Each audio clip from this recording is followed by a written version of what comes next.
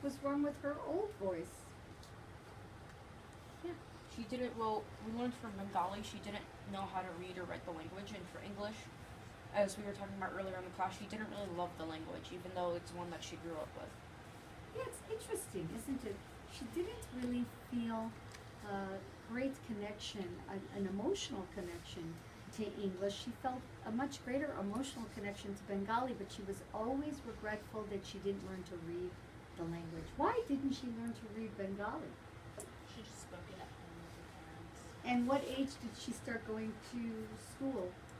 In the States. Very young. And where was she? In the U.S. Right, she wasn't in India where they were speaking Bengali. Her parents spoke Bengali. What was the language of her schooling starting in kindergarten? English.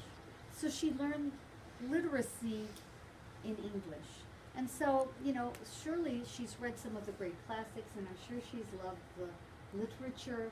She's, after all, a great woman of humanities and arts and letters. But yeah, for some reason, you saw that clip where she was interviewed. She really didn't have an emotional connection to English. When did she go to Italy for the first time?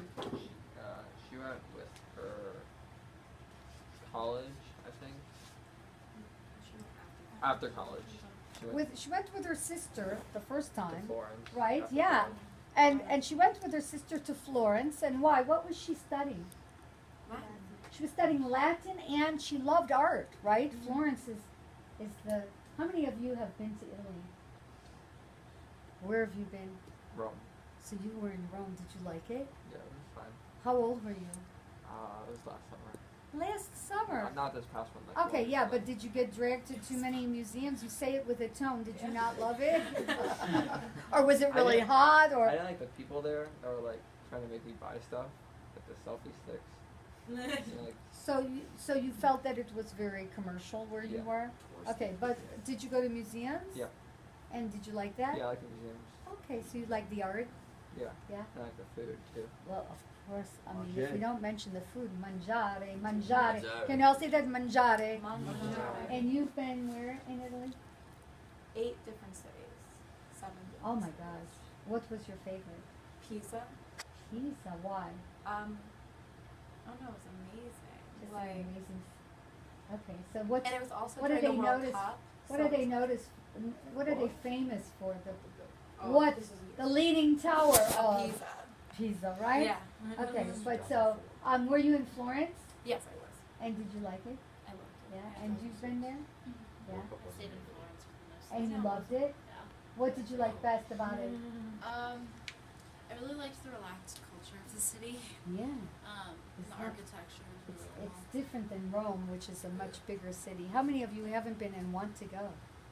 Any of you? I have Yeah. been, but I was like, I think like 2. I don't remember. Yeah, you were. I went to you were too- I went to Venice and I enjoyed it. I like how the whole city was like on the water. Oh, I yeah. thought it was pretty cool, like going on like those like little boats. I forgot what It's, they're I called. think There's they're, a yeah, name for it. gondola. Yeah, like I think it was like cool to experience that, like get into the culture of them, like how they like transport goods and stuff like that. And how old were you when you went? Oh, it was like 2 winters ago, so pretty All right, so recently. for those of you who were older than 2, and you went, you know, when you were vibrant and, you know, verbal beings. At 2, you're verbal, but not that verbal. And so, if you were in your teenage years, you know, either middle school or older, what was it like to try and navigate in a city where you didn't speak the language, aside from being pushed by, you know, tourists to buy something? Did you have experiences where you tried to communicate? Besides the fact that Venice is a pretty confusing place to get around with like the water and like all these like kind of like narrow streets, like the people like sometimes aren't the most friendly. I mean I think it's all over. They don't really like tourists that much, but like yeah, And there's a lot of tourists in Venice, Yeah. right? it's Because of, mostly tourists. there's a lot of the boats now, the cruise ships. There've been a lot of complaints about how many cruise ships and how many people are let into the city. What are they concerned about for Venice? What have you heard about Oh. Venice? Sinking. Yes, it's Yeah, it's gonna sinking, sink. Maldives. right? Yes, it's actually, yeah, yeah. A 40, lot 50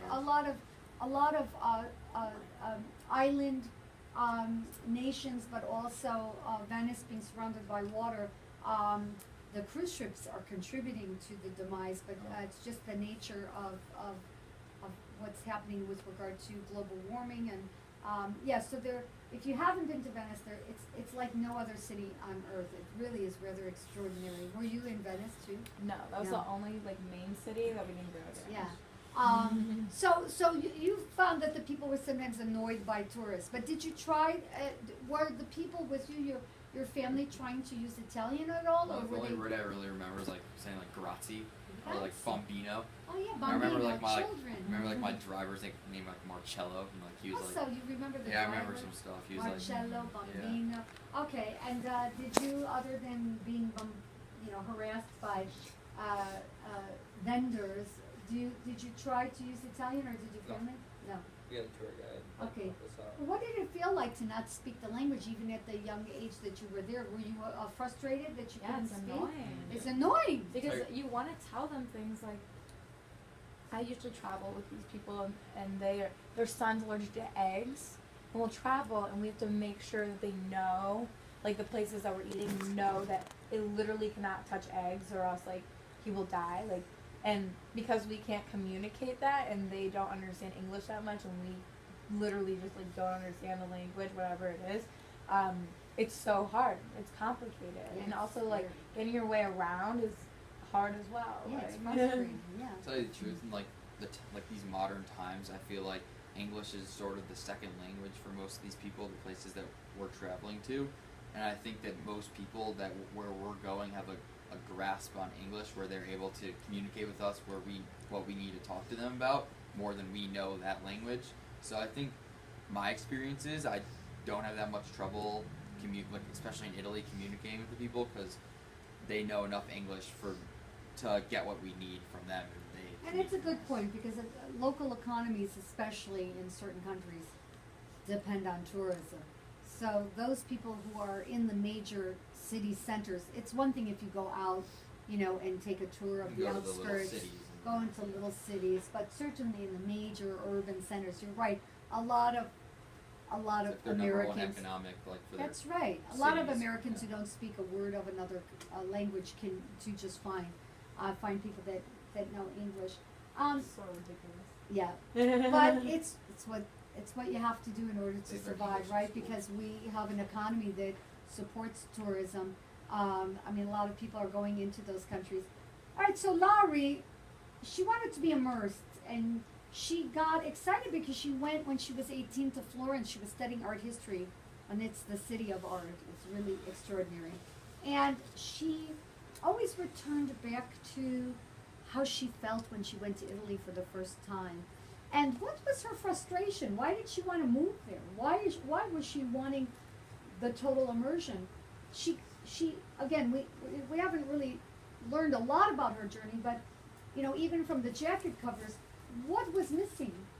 She just wanted to fully immerse herself and live the language instead of just write and speak it. She wanted to live by the language, communicate day-to-day basis with people with the language, and also importantly, observe other people speaking the language and be able to take notes from that and learn from them to Yeah. improve her language. Yeah, I mean, she wanted to connect to the people. She was terribly missing that part of it. And you're about to go to Ghana, right? And so in Ghana, did you do your homework yet about who lives in Ghana and what languages do they speak? So, we haven't really talked a lot about it, but because from what I know that we'll have like people there with us who can help us communicate between us and The locals. right? But most of the locals speak English. I'm not sure if we are really going to encounter places where we won't have locals who speak English, but most of the locals do have that dual language.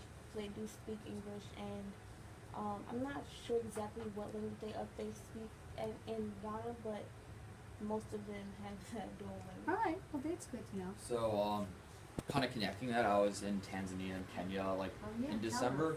and surprisingly, even when we went out of our like hotel places, we went to like the little villages. They had people like in it was called Maasai tribes, like their villages, and they surprisingly, like, most of them don't even go to school, and like they still have representatives who like know English there.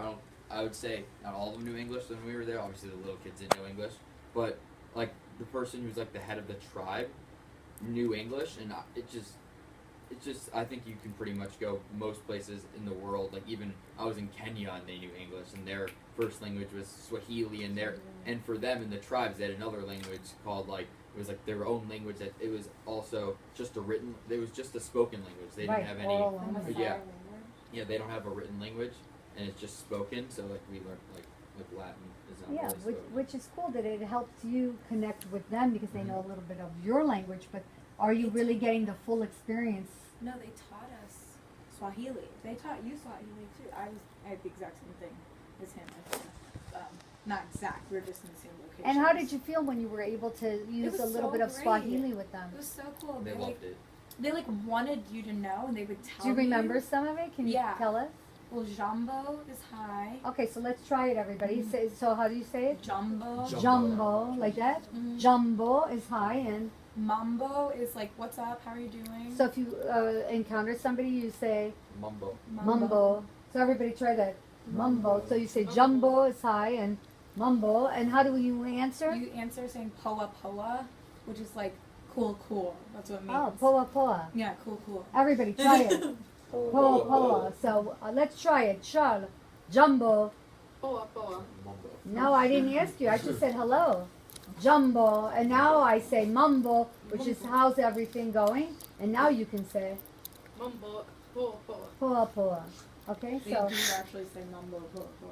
you do? You say mumbo Yeah, poa they'll poa? like answer before you ask, and you're like, okay. Yeah. But you felt like, did you feel like you could connect better Yeah, I even did. knowing those little I could ask for more food. I could ask for water. I could ask to go slower. Like I could ask. wow. Yeah. it was cool. And what did you want to add something? Oh, really? I was just Yeah. gonna say, I'm kind of disagreeing with Jacob. I was actually in Mexico. Yeah. And my grandmother, she has like a little house in Mexico, like top office, and the locals know a little bit of English, but so little, and it was one of the most frustrating, just situations I've been in because as an American, I don't like how we're constantly saying like they should know English, people should know English, like especially in America. Actually, I was talking to some of the locals in the village. They were like, okay, we get it, like being in America, like you should learn English because just to help you get by and to help progress, like help your family out if you want to get a better job or something. But in Mexico, you're on your own. Wow. And I totally kind of agreed with that. It was Yeah. so frustrating because I was like talking in English, but then I was like switching to Spanish a little bit that I knew, and it was pretty. Yeah, it was really frustrating because I felt like there was like a wall in between us, and we both can see like a glass wall or something. Like we both can see each other, and we're like trying to communicate, but I can't like go past. Well, and I feel the like, same a thing barrier or something. because I don't know Spanish. I know French and Italian, and you would think, well, if I know those, I could certainly, be fine with Spanish. But when I went to Spain, my husband knew Spanish, and he was doing it was the first time he was kind of the translator and helping us out, even ordering from a menu or asking questions, basic questions. And I felt annoyed that I couldn't connect with the locals because Yeah. I wanted to speak French and Italian with them, and I would say to them, do you speak French? And they would go, no. Or I would go, how about Italian? And they would say, no. And that left me totally out of the picture in terms of communication. So it was the first time, and in Mexico, when I've been, and they only It was spoke also Mexican Spanish, and I couldn't Just communicate. the basics, but like, let's say you want to order off something off a menu, and everything's in Spanish, and you only know the basics, so you can't have anything nice or anything while you're on vacation. Yeah. Like Google Translate can help you a little bit. but Yeah, not no, the it's true. translation. Okay, all right. Okay, so tomorrow we're gonna do the French piece. Okay.